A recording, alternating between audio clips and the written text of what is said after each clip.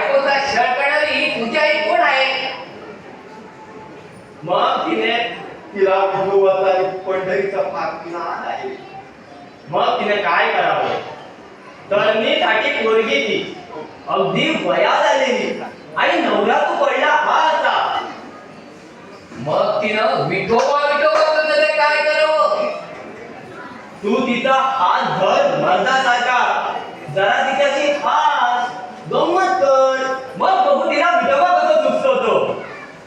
मला ते काय कळत नाही काय, पण आईचं भय वाटतं रे. 22 वर्षाचा घोडा झालास, अजून तुला एक भय वाटतं? तू आमच्या पुरुष जातीला बट्टा आहेस, मर्दपणाचा उपमर्द आहेस. आम्हा नवरे लोकांच्या तोंडाला लागलेले डाग आहेस. कशाला हे लग्न केलं? कशाला त्या पोरीचा घात केलास? अरे 2 वर्ष झाली तुमच्या लग्नाला, बायकोकडे कधी उघड्या डोळ्यानं पाहिलं? ममतेने तिच्या अंगावर हात फिरवला. दिवसात तर तुमचा मला दिसतच नाही आणि रात्रीला आपल्या खोलीत घेऊन झोपते रे. अरे अप्सरासारखी सुंदर तुझी बायको, तुला राहवण्याने कसं इतके दिवस तिच्या वाचून? तुझ्या तारुण्य पौरुष मर्दपणा काही आहे की नाही? सगळं आहे, सगळं करावं असं वाटत आहे. वाटतं ना माधवा, टाळी दे. घे. अगदी हा नाही. ही आई नसती ना घरात तर मी काही अशा एकही गमती करून दाखवल्या असत्या. त्या सगळ्या गमती आता आईच्या देखत करून दाखवायला पाहिजे.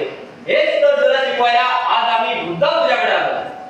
नीट उठून उभा राहा. उभा राहा. मर्दासारखा. काय राहिलं रे? काय राहिलं हे? साठी काढ तुझी आणि बोल मी पुरुष आहे. बोल, मी पुरुष आहे. मी नवरा आहे. मी नवरा आहे. मी मर्द आहे. मी मर्द आहे. सबू माझी बायको आहे.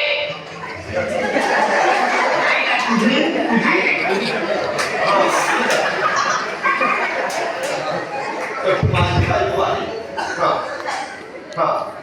बोला. माझी आई दुष्ट आहे. माझी आई दुष्ट आहे. माझी आई राक्षसीण आहे. माझी आई राक्षसीण आहे. कैदासीन आहे. डाकवीन आहे. कैदासीण आहे. जातीन आहे. माझी आई दुष्ट आहे. डाकीन आहे. कैदासीन आहे. आता उठ, चल घरात. चल घरात. चल घरात. तुझ्या बायकोला सोडवायला पण तुम्ही माझ्या दोन्ही बाजूला असता, मग तुला फटक जोडी